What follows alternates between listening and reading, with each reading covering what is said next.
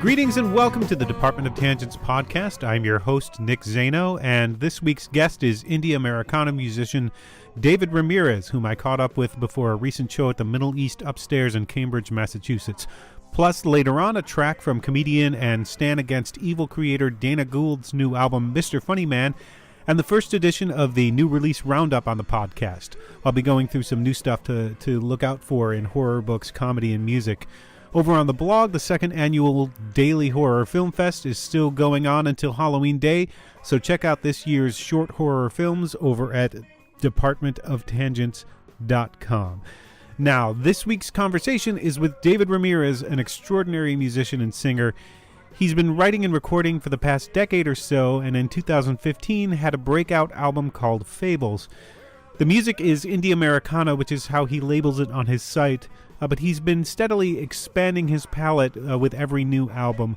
If you listen to his 2012 album, Apologies, and then Fables, and then you listen to his new one, We're Not Going Anywhere, you can hear the progress. You can hear he's using more colors in the instrumentation, and the arrangements are less and less rooted in his acoustic guitar.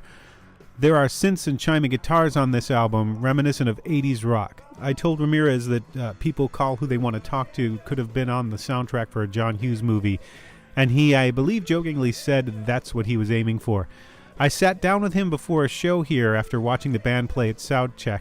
I'd seen Ramirez play acoustic shows before, and those are amazing. He considers himself a singer above all else, and the spare instrumentation of the solo shows really brings that out.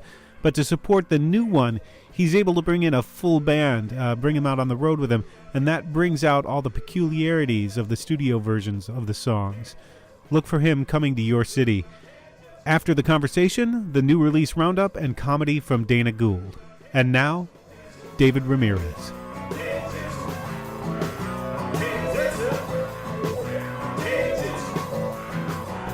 It sounded really good with the band at Soundcheck. Yeah, it feels good.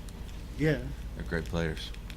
Yeah, does it feel good to have the full band with you after doing so much solo work? Yeah, I'm very much over traveling alone. I'm way over it.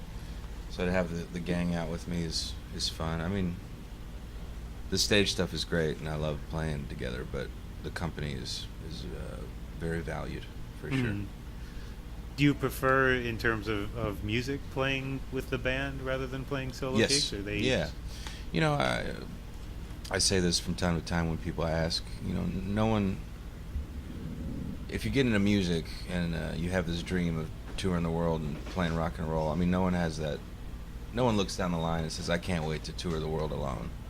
No one says that.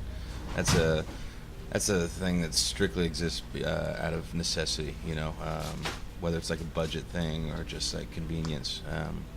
But no, I always wanted to be in a rock and roll band, and all the colors and all the different sounds, and now we're getting to pull that off. It feels real nice. Yeah, when you can step back and sort of listen, whereas before, if you do that. Yeah, absolutely. Yeah, there's no reason for me to just be banging on my guitar without singing for hours. Yeah, there's a lot of stuff on this new album that it feels like it would be hard to tour solo because of just what you've done with the arrangements. And yeah, no, you're absolutely right. I mean, I played a couple shows before the record came out, and I was solo shows and trying to play through these songs, and it's just a different record. It's not an Americana record. It's a 80s pop synth album, you know, and the songs, they sound better when everyone's playing, I think. Yeah, that 80s sound, that was something that sort of surprised me. There's People Call Who They Want to Talk To. Yeah. I was mentioning before that sounds like it could be on a John Hughes soundtrack. Oh, I love that. Somewhere. Man, that makes me feel so good that you said that. That's exactly what we were going for sure. Yeah. Then, I'm sorry. Go ahead. Oh no, yeah, go.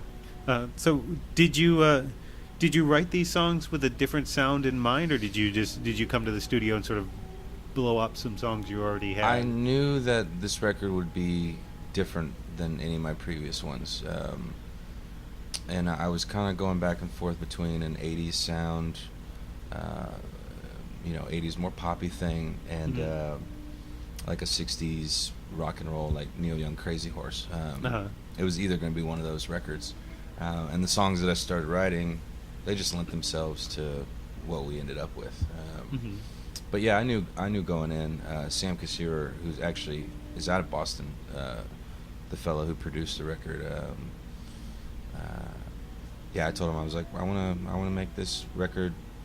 I'm thinking like a lot of synths, a lot of piano stuff, and he was the guy to pull it off. He did a great job.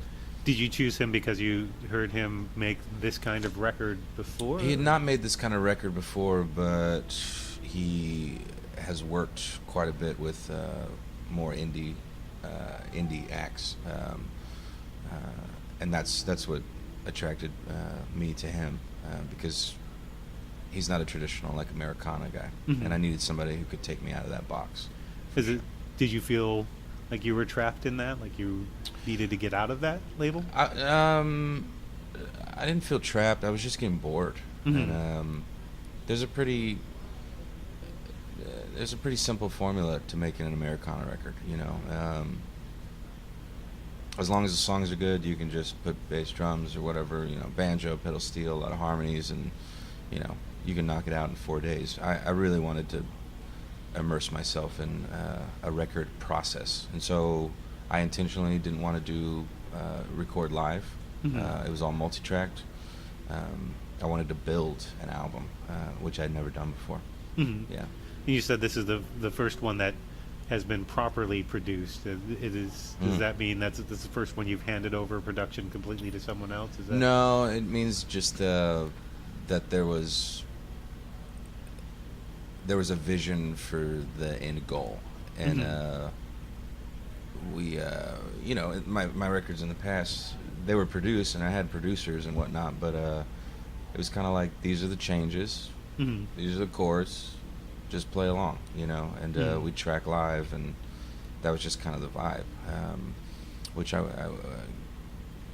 just didn't want to do that again, and I'll probably do that down the road, with other records, but with this one I definitely wanted to build something, and I feel like that's what we did. Well, there is a progression from Apologies to Fables, and then from Fables to this album. Is that something that's in your head, that each new record should be something sort of different? I think that's the goal. But when I made Apologies, I thought that I would always make pretty rootsy folk Americana records. And making Fables, I worked with Noah Gunderson on that one, and he did a great job of pulling me out of my box for a couple tunes, like How Do You Get 'Em Back and Hold On. Those songs were, I wrote them a certain way, and then he changed them, and I was very reluctant to give the green light on those two tunes, but I'm so thankful that he pushed me in that direction, because it opened my eyes to, we can do a lot with music, Right. And, it doesn't have to be so obvious or one-dimensional or anything. Yeah. Well, you were worried that you were worried about making a song that didn't sound like you. Sure. Right? That's that right. the Yeah. especially on How Do You Get 'Em Back? How Do You Get 'Em Back? Yeah. I was worried about that, and I just learned that not everything has to sound like me.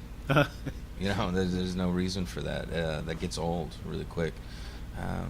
But a lot of the reason why the record sounds the way it does now is because after Fables came out, that was the first time I toured with a band.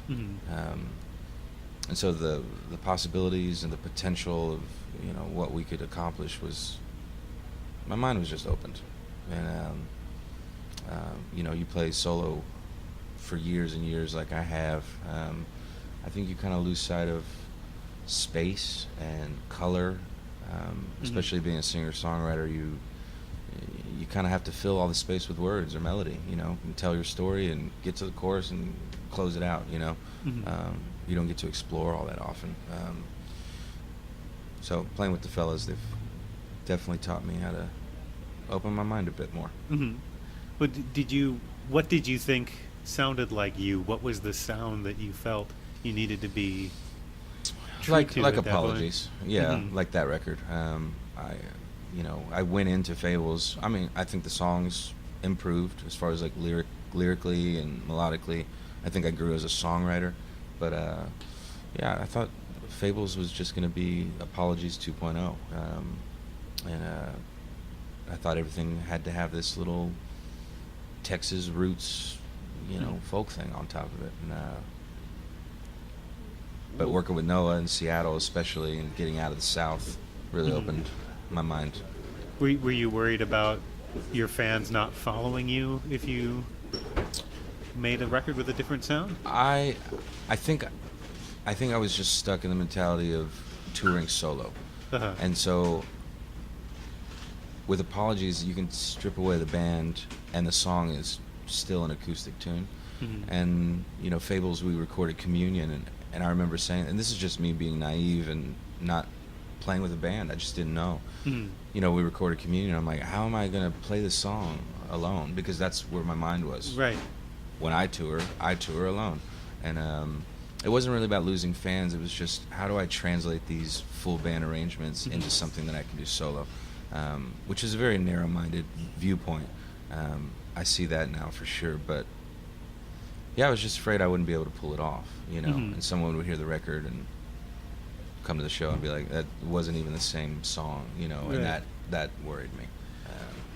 But now I kind of say, screw it, if it's a different song that night, then it's a different song. Right. Well, that's Be creative and evolve a little bit, and it's been not a hard lesson to learn. It's just taken me a while to get there. Yeah.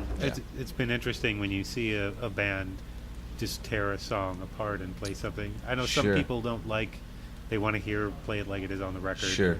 I've Yeah. seen Dylan frequently, and sometimes it takes me a full minute to realize. Oh yeah, Oh, that's that's that song. that's Yeah, Blowing in the Wind. How Sure. do I not know Blowing in the Wind? Sure. So- Well, it's a totally different song. Yeah. Yeah. So I really appreciate that freedom, but working with people like Noah and Sam, and especially the guys in the band,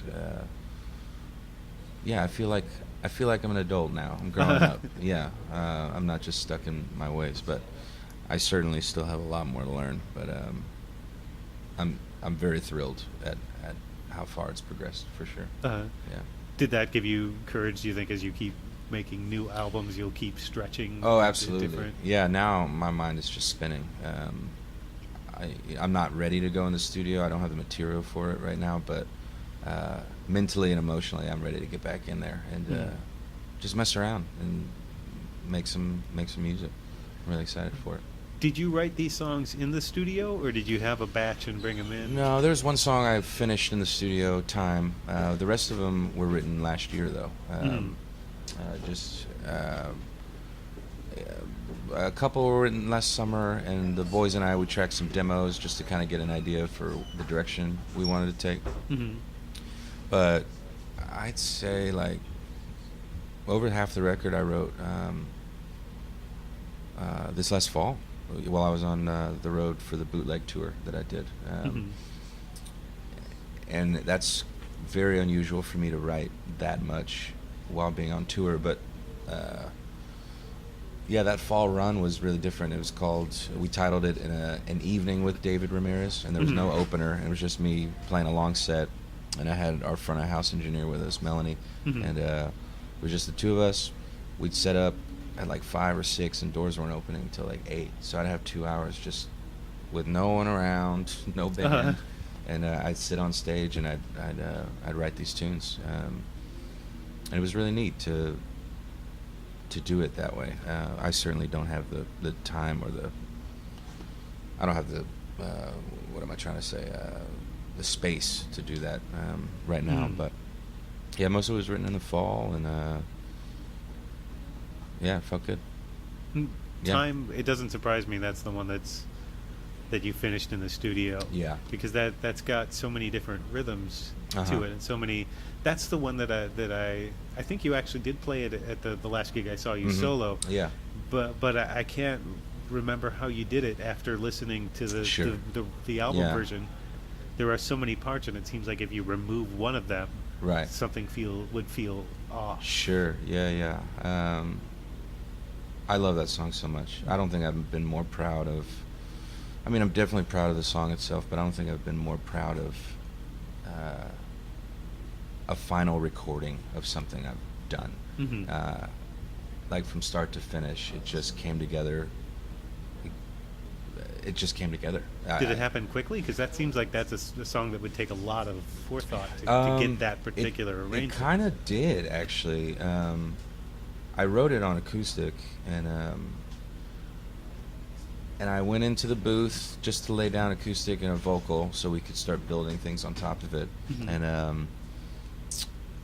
And Sam was like, "Oh, it'd be kind of cool if we just made this like a piano tune." So he laid down the piano, and once he did that, the song made sense. Mm-hmm. It finally made sense. I was like, "Oh my God, this does not need to be played as a folk song. This is a very emotional life ballad, Mm-hmm. And yeah. So once he laid down the piano and we had the vocal done, the rest was just having fun. Did you keep the acoustic guitar track that you played with? Okay. No, we ended up doing an acoustic track for the bridge just to kind of give it Yeah. some rhythm and some push, but the one that I originally recorded, we took out.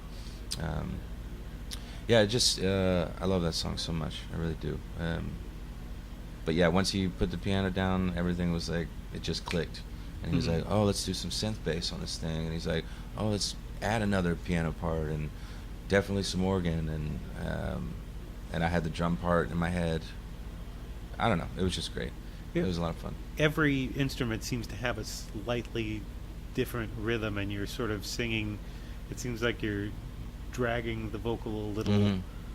over the edge of Yeah. where the end of Yeah. the measure Yeah, it's pretty lazy. would be. Yeah. I love that conflict because the song's very intentional. It's very precise. Mhm. And I love putting this like lazy, low register vocal on it that's just kind of lost in space. Mhm. Really, we definitely when we started playing it, it reminded me a lot of the score to Interstellar.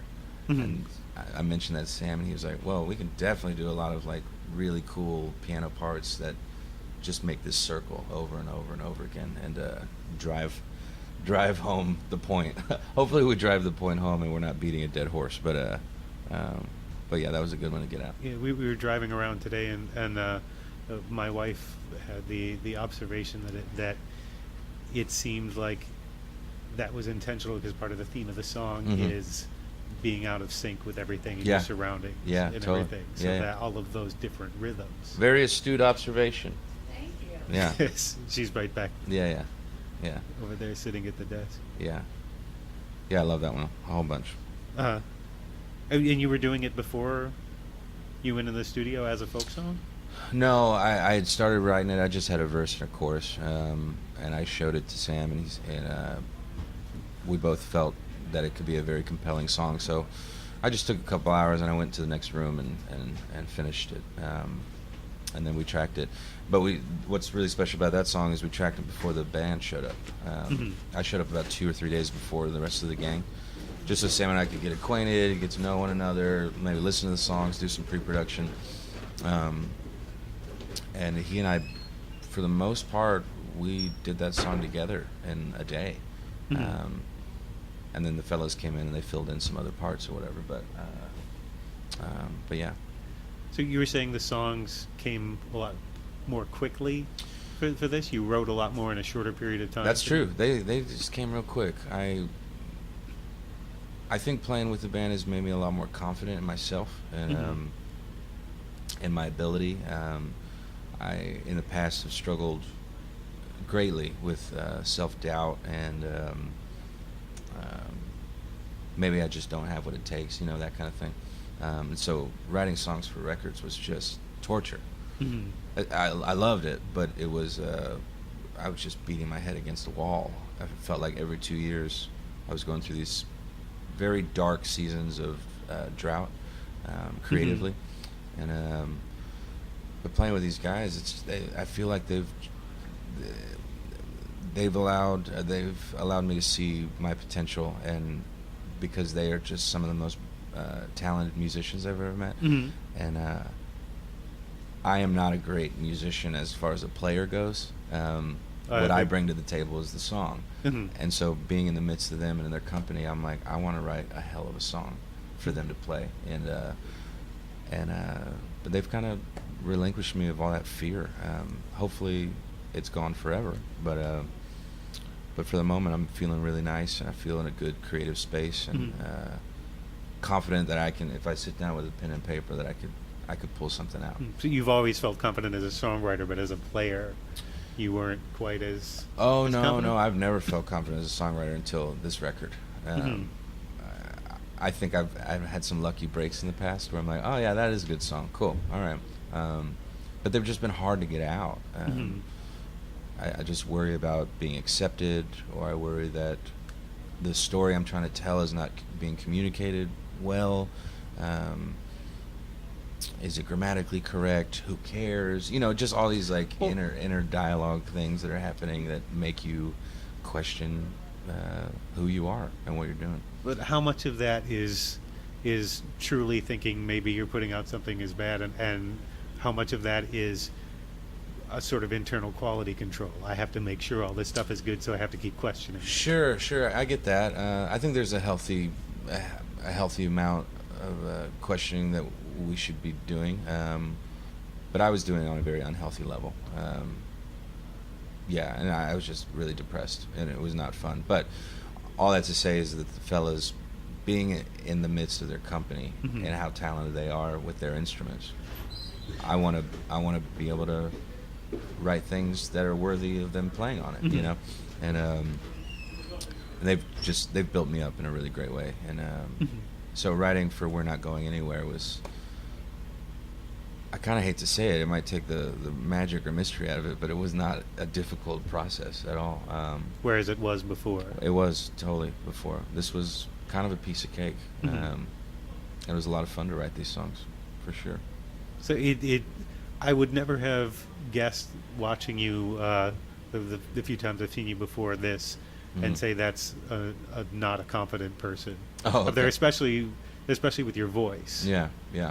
Well, that's what I consider myself a singer before anything else. I love to sing. I consider myself a singer, second a writer, and third a musician, for sure. Musician is last on the list. You know.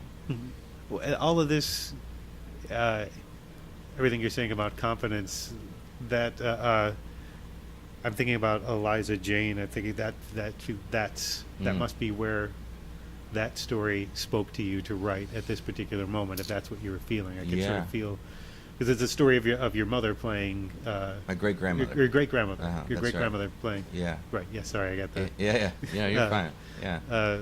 Playing piano, in the Great Depression era. Is that? It was like around the Dust Bowl area. Dust Bowl era. Yeah, where she and her family, they left Oklahoma during the Dust Bowl, went to Oregon. Right. And they were migrant farmers, and you know, she ran a boarding school at one point. They had like a little canteen next to a bus stop that they were doing sandwiches and coffee, and she had her hands in a lot of different things, but she played piano, and her brothers played music as well. And so when like country acts would go on tour, and they were touring through Oregon, and they didn't have the funds to, you know, bring a band with them on the road, they would hire locals to back them up. So she got to play with like Gene Autry and Ernest Tubb and fellows like that. And I had never known that story in my life. I didn't know anyone in my past had ever played music. So when I heard that story, it was very compelling and very inspiring to me, for sure. Oh, it's your mother that related the story, right? My mother told me the story, yeah. That's where it got screwed up in my head. But yeah. You talked about it wondering about whether this was a hobby for her, or what she thought it was. Yeah, there were just burning questions, you know, after my mother told me the story. I'm curious, what was her motivation? And because for me, I don't see myself doing anything else than playing music and recording. It is it's a need for me, you know. Hell yes, it's fun, and yes, it's intoxicating, but when I see someone asked me the other day, they're like, how long you think you're going to be, touring and writing music? I just look him in the face. I'm like, this is my life. Uh-huh. Like, this isn't like I'll be in college for 4 years kind of thing. You know, this is who I am. And how long you think you'll be breathing? Yeah, exactly. And so, yeah, I think it was burning questions, you know, for my great grandmother. Why? What compelled you to do it? And was it just for the nightlife, you know, and having a couple drinks, or was this something that you woke up every day needing? You know. When did you recognize that as a need? For me, a while ago, I think. Yeah, maybe. Yeah, around Fables.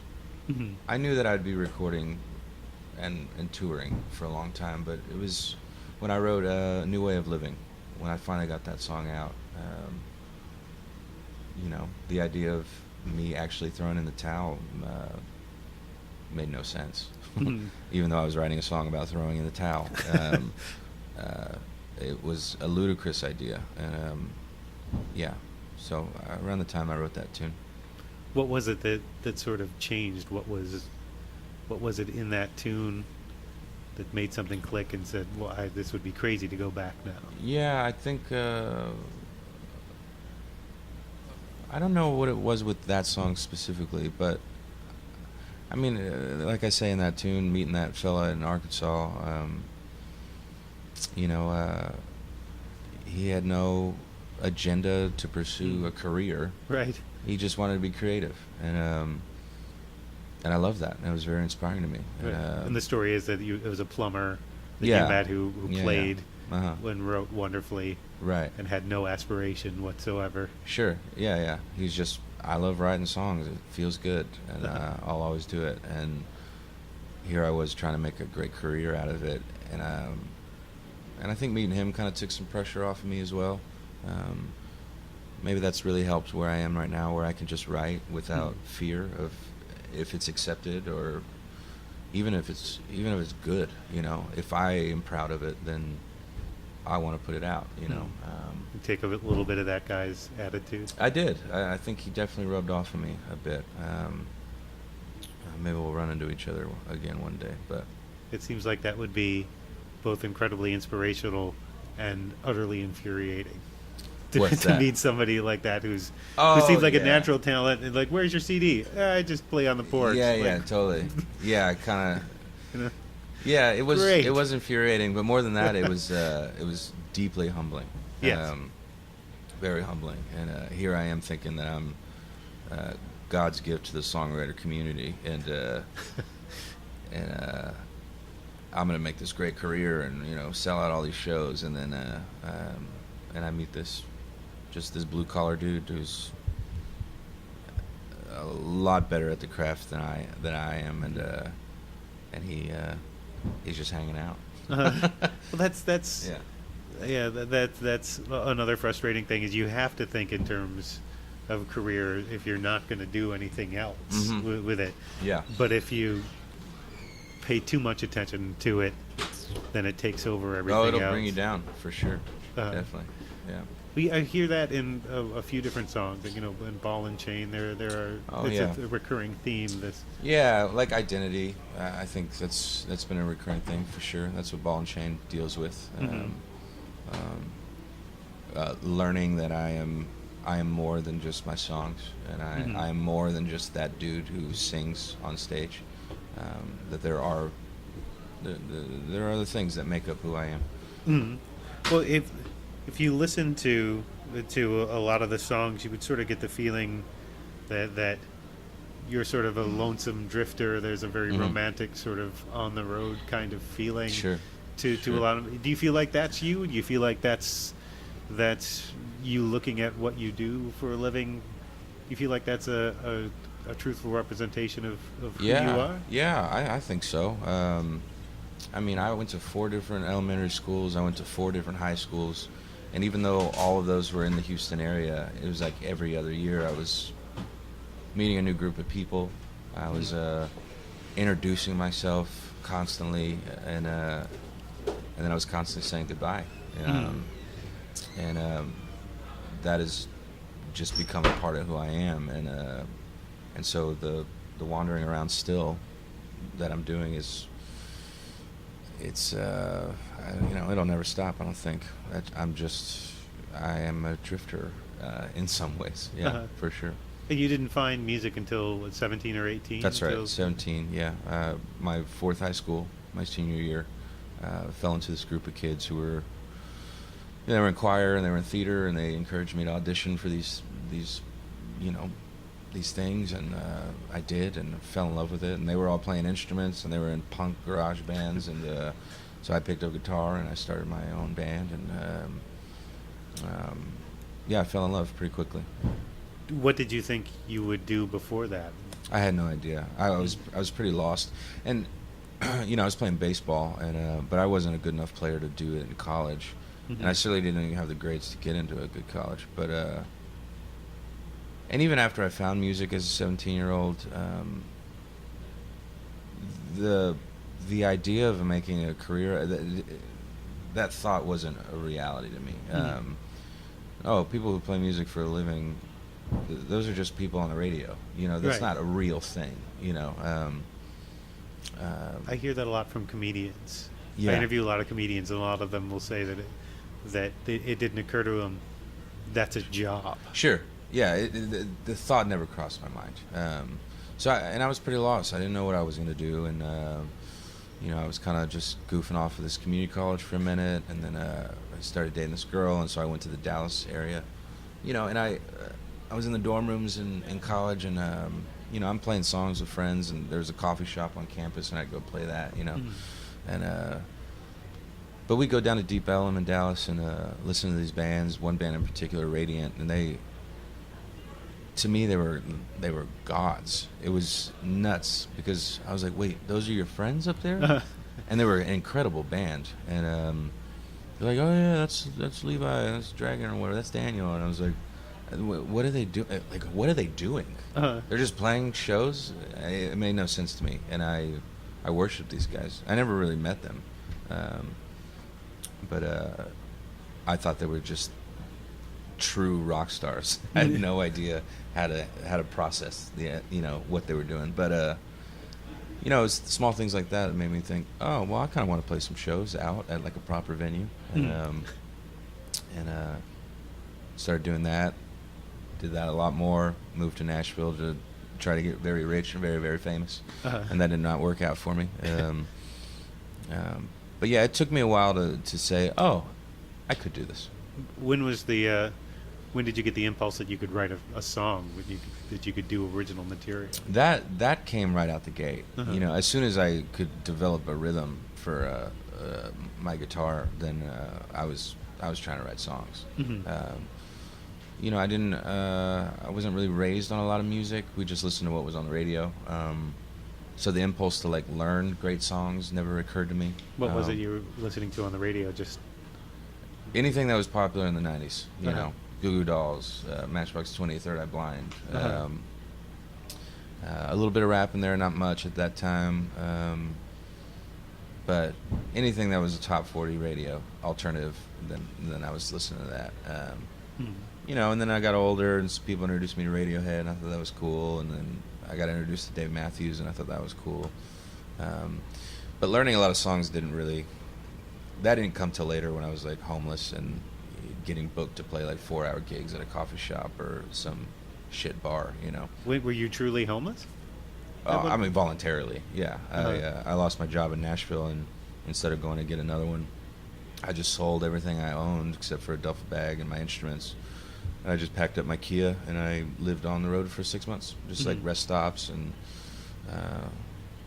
wherever I could find a place to play, I would. Open mics or street corners, things like this. Were you literally singing for your supper at this I was literally singing for my supper, yeah. About what year? That was 2008. That 2008. Was May of 08 to December 08, and in December I moved to Austin. You had recorded a bunch of stuff by then, right? I mean, I'm not sure how trustable this is, but I found a bunch of stuff on your MySpace page. I found albums like Human and 11503 Lansbury. Sure.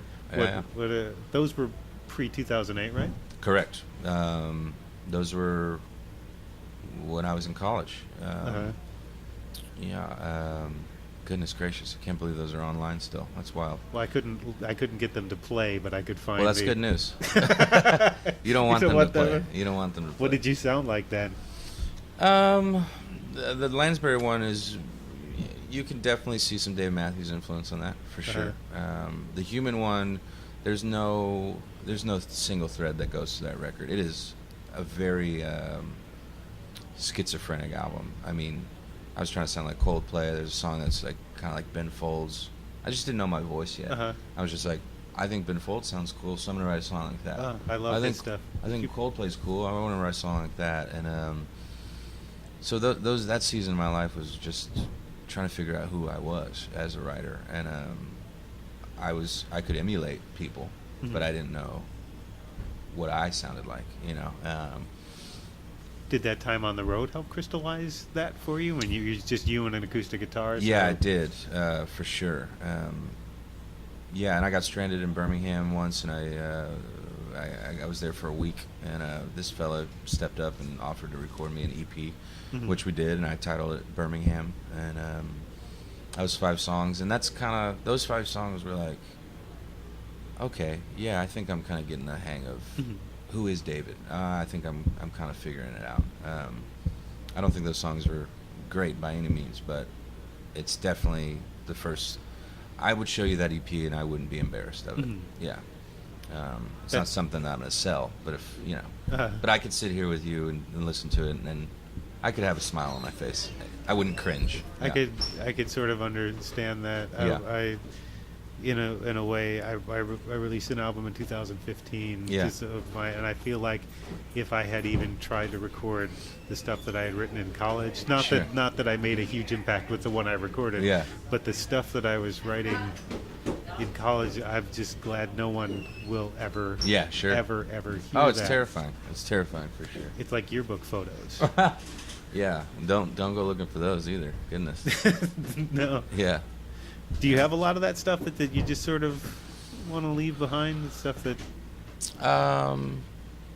Not that I want to leave behind. I'm very thankful for the time. And I mean, I learned a great deal. But I mean, these are not things that I want the world to hear. But right. Occasionally you find someone who comes to a show and they found my Human record at a half-price books or something, and they want me to sign it.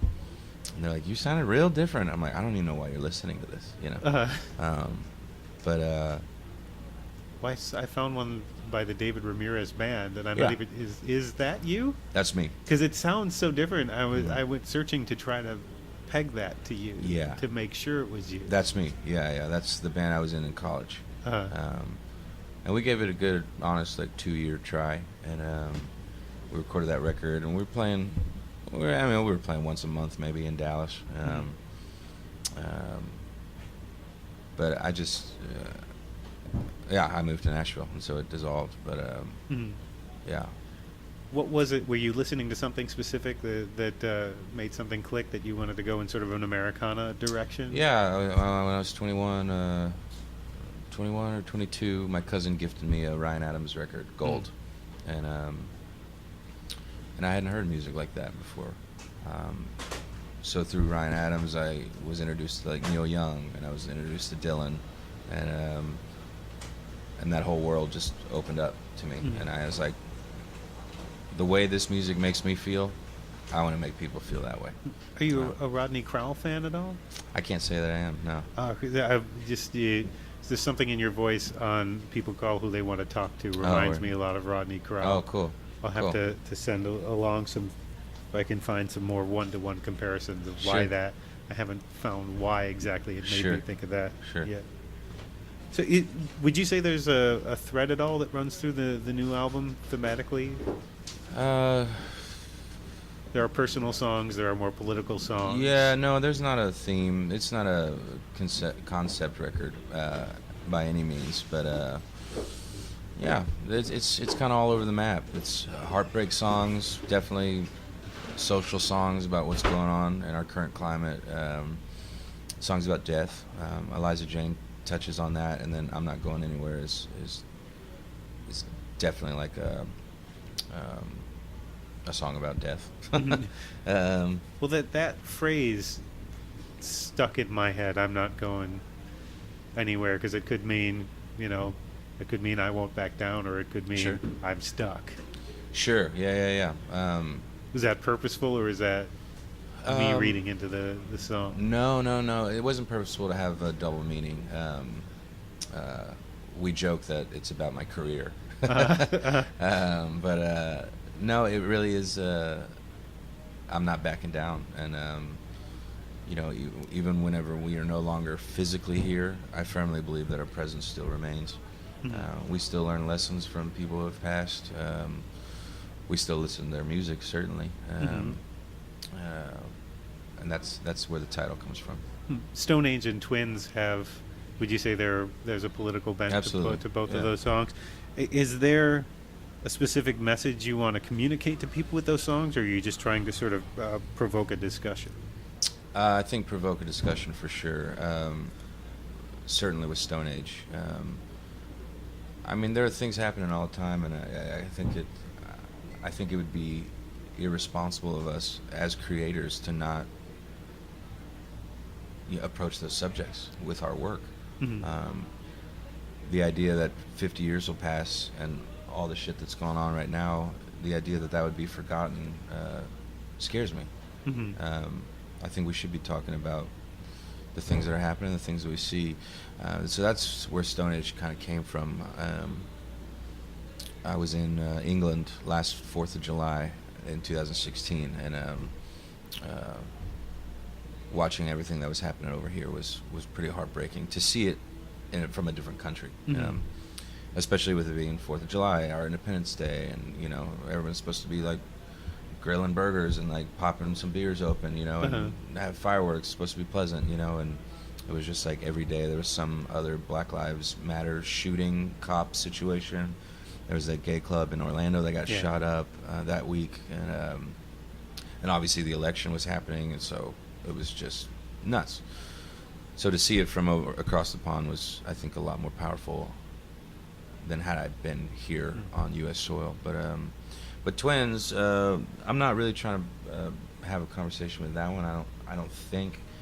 I just felt a lot of unrest and uncertainty during the election, and it brought me back to the first time that I remember feeling that way about our country, and that's when I turned 18 and 9/11 had happened. So how do you go about expressing that in song without just sort of screaming? It's how do you make something that's not just on the nose saying this is exactly? Well, that was my fear. It's like I wanted to write about what was happening currently, but I didn't want it to just be on the nose. So instead of writing about what I was looking at, I wanted to write about how I felt when I was first introduced to this idea that America is not perfect, and that's when I was 18, which is probably pretty late for somebody. But so I wanted to write about the feeling, and there's a lot of angst in that song. I think, especially the video that we made to go with it is, it'll make you uncomfortable for sure. Well, in calling them the twins. Twins, yeah. You're sort of anthropomorphizing. I always screw. I can never say that word correctly. Well, you're sort of, it's. You say the day, where were you when we lost the twins? Right. It's like a mother losing her children. Yeah, I mean that was very intentional. I think there was after 9/11, the way we responded was, there was a lot of mourning. I mean, we all remember that. And what was going to happen. And I just remember American flags went up everywhere. I mean, you couldn't pass a house or drive by a car without flags being flown. And I remember being 18 and like seeing all that and thinking it was really rad and really special. And it's like, oh God, yeah, we're all coming together, and this is going to be a shining moment for us. And but people just started. We became afraid more than than holding hands, we started locking our doors, and I definitely see a lot of that right now, and so I just kind of wanted to revisit those feelings that I had as a kid. That's where that song comes from. Did your heritage play into that? Not that song. Stone Age for sure. Mm-hmm. Heritage plays a part in that. I mean, it's just interesting. I've never felt attacked for being Mexican, but I am a minority, and half of my family are minorities, and it just makes me wonder, for the black folks out there that are dealing with their stuff, and I'm like, this is their country too, and the Muslims, and I'm like, this is their country too. We're all immigrants, and so I definitely wanted to touch on that, and in Stone Age, and that's why I quote the Statue of Liberty, and I obviously changed the last line, but a little bit, yeah. Yeah, just a touch, yeah, but that's why I reference that inscription for sure. Have you settled your thoughts on religion? That was a theme that ran through a lot of songs before this, and not necessarily, or at least I haven't seen them. Maybe they're on the new album and I haven't. No, they're not. No, I don't have any religious tunes on this one. I think I'm over talking about that. I was just confused, and you spend all those years in a culture, and then you remove yourself from it, and you start to open your mind to like different things that the world has, or and it can start some conflict in your inner monologue for sure. And you've removed yourself from a religious. Yeah, I have. I have. I haven't made firm decisions on what I believe comes after death, but I definitely know that during this life I am not meant to be in a religious organization. Yes. For sure. Well, one of my favorite lines you've written from "Hold On" comes from that. I've got it written down here. They told me, in communion, you say they told me it was wine, but it's really just grape juice. Yeah. Hold on, you have that cocaine and communion line. Yeah. And that I'm too fucking devout. I wasn't invited to the party. I'm too fucking devout. I can't come to church because of my dirty mouth. Right. That's the line. Yeah, I like that line. Yeah, that was a cool one to get out for sure. That was a nice little pat myself on the back moment. Yeah. Well, can you still, if you're sort of past that, and are you still singing those songs on stage? Can you still connect to what? Of course, you wrote originally. We sing "Hold On" every night. It's one of my favorite ones to play with the boys. It's human. It's a human song, really. And I'm still human, and I can recognize where I was at a certain point. And I try to think about my songs just like telling a story. Just because I don't currently relate to an older one, it's still a story that applied. The only songs that I don't want to play are ones that I feel are poorly written. Those are the only ones that I won't play anymore. Do you see stories everywhere? Is that part of the job? Is that part of? Sometimes. Yeah, I don't. Sometimes, I guess. I love to tell stories. There's nothing more I love than to sit around a table with a whiskey and shoot the shit with the gang, But no, I don't. I'm not seeing words everywhere I look or whatever. You're writing things down in notebooks. Yeah, I do that from time to time. I think. I have to be mentally prepared to be creative in order for that to happen. I'm not some mad genius that's like constantly scribbling words down. But one other just sort of out of left field thing I wanted to mention. Are you a fan of Frankie Lane at all? Do you know who that is? I don't know. He sang Rawhide, and he sang the Blazing Saddles theme song. Okay, cool. And for some reason, when Villain starts and you use that low part of your voice, sure, yeah, I kind of want to hear you sing Rawhide or Big Iron, or like one of those deep, that's cool, country songs. Yeah. Well, maybe I'll have to learn them and do a cover or something. you do use your voice in a lot of different ways. Is that a conscious choice? Yeah. Or That's a choice for sure. Yeah, and a lot of people, when they hear me sing low, they because I hold an acoustic guitar, they automatically go to Johnny Cash. But I mean, one of my favorite bands in the world is The National, and he's always singing in his baritone voice, and I just think it's the coolest thing ever.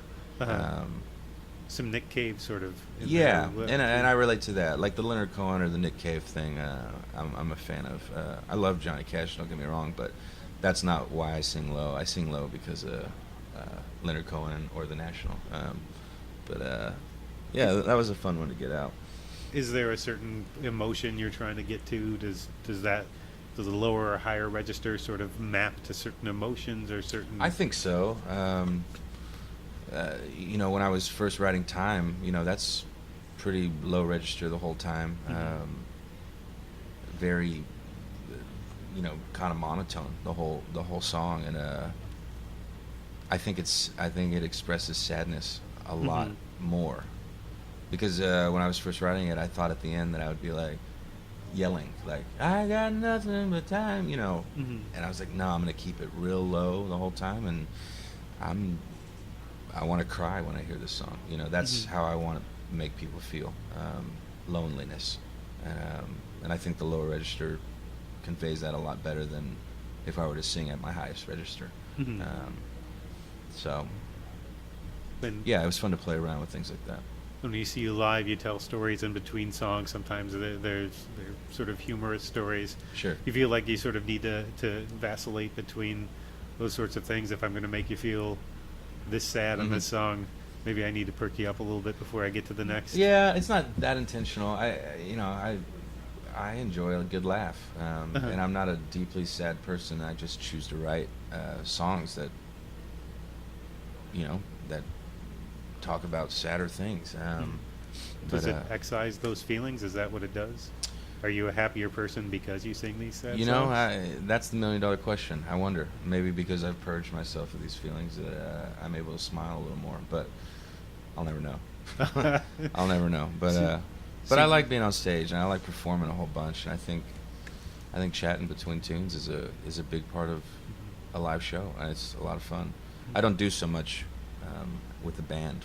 We like to get through the songs and play the music for sure. But when I'm solo, it's like, who wants to hear a 34-year-old man just talk about his sad feelings for 2 hours? Turns out a lot of people. Well, yeah, but I don't want to make them go through that. So I like to tell stories that are a little more lighthearted in between these songs, for sure. Well, you've got a long road ahead of you. You're touring through February, is it? You're all through the United States and then the UK? Then the UK, yeah, through February. And then South by will happen, and then festival season, and then this is the first time that I'll be able to take the band overseas, and so next August we'll do like a 3-week trip around the UK and Europe. It'll be cool. Well, thanks for taking the time. I don't want to take too much time. Yeah, I know thanks you for gotta having go sound me. check. This is cool. Thanks. I appreciate it. Thank you. Thanks, brother. An arrow to the head isn't always a trick. Thanks again to David Ramirez for taking time before the show to speak with me. His new one is We're Not Going Anywhere. You can find out more about his music and his tour dates at davidramirezmusic.com. And now on to the new release roundup. This is a new feature of the podcast, something I was doing on the blog for a while, and I'll still be reviewing music, comedy, and films over there and books.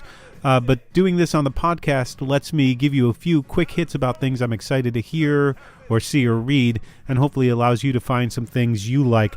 Once this podcast is up, I am going to rush right out and pick up Joe Henry's new album, Therm, unless it's a Steve Martin production, picking out a thermos for you. No, the new album is Thrum. I've been a fan of Henry's since I heard him on Short Man's Room years ago with Jayhawks as his backing band. He's touring with the album, and I'll be seeing him at the City Winery in Boston in December. Henry writes elegant and timeless music, songs that echo folk and jazz and the kinds of American songbook tunes other artists cover as a pet project. Henry doesn't need to record one of those. Every album he releases sounds like a collection of new standards. You can find out more about Henry and Thrum at joehenrylovesyoumadly.com. And who has a better website title than Joe Henry? New comedy. I know you're all drowning in comedy specials, but that's not a bad thing if it means we get stuff like Patton Oswalt's new one, Annihilation. Oswalt uses language like some of my favorite English comedians might. It's high-quality prose. For this one, watch before Halloween to get the full impact of the haunted house bit. This is also the special where Oswalt addresses the death of his wife, Michelle McNamara. It's heavy, but Oswalt finds the perfect moments to talk about his sadness and find humor in it without disrespecting his grief. Quite the opposite, actually. The sadness and the humor are there in equal parts. And there is an absolutely beautiful philosophy here that comes from something McNamara would say to Oswalt. It's chaos, be kind. I'm hoping to expand on that in print because I feel it's important. It's chaos, be kind. It's all we can really do as human beings.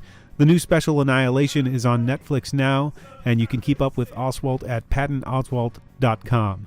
Speaking of Patton Oswalt, I do not yet have the Ghost Box, the collection of short horror stories Oswalt edited and he wrote the introduction for, but I hope to get a hold of it soon. The collection comes in a handmade box and includes stories from the likes of Richard Matheson and George R.R. Martin. If you do have it, drop me a line or comment on the blog and let me know what you think. You can find it at hingstonandolson.com, and that's Olson with an E-N.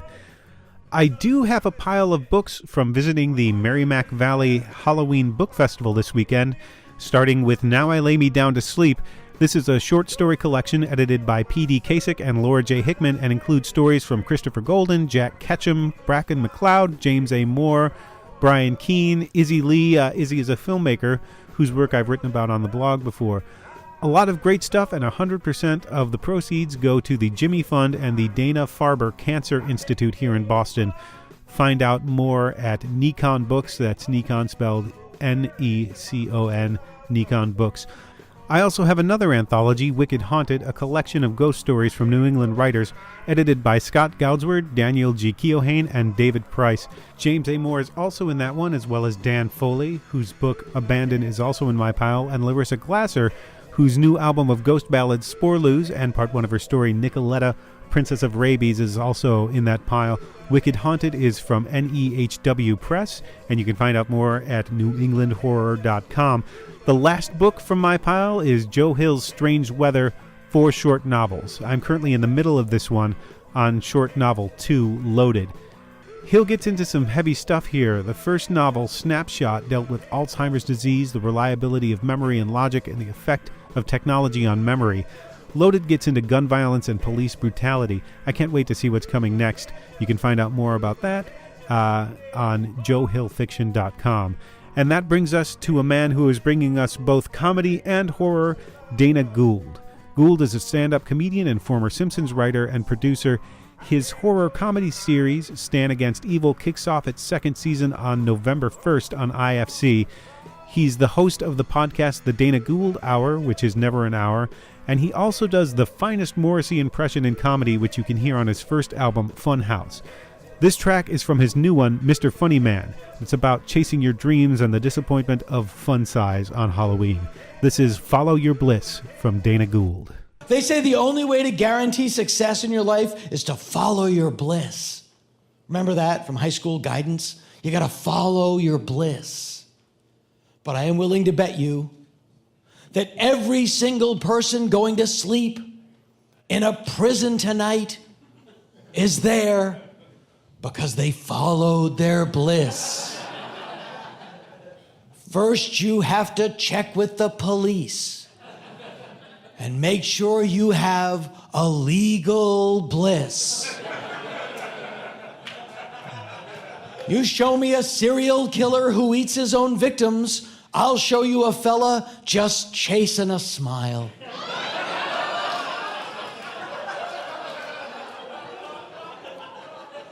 Charles Manson, an acutely blissful individual, by definition.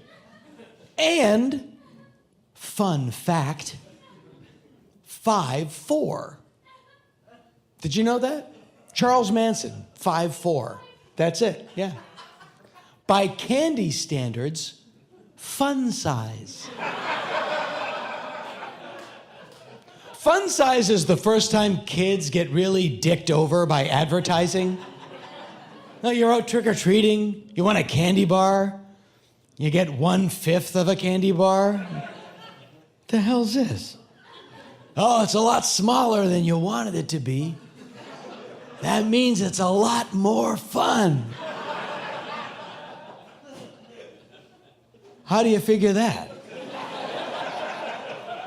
Well, we couldn't put shitty size on the wrapper, so we just lied. Life's full of fun like that. Wait till you grow up and get a paycheck. Holy shit, are they fun? They're fun just like that candy bar is. Life is full of compromise and disappointment, and at the end you realize it was all pointless. You're a shitty pirate. Get off my porch. It was trick or truth night at the Davis house. As old Mr. Davis drunkenly dispensed candy and wisdom to the terrified children of the neighborhood. Neil Young.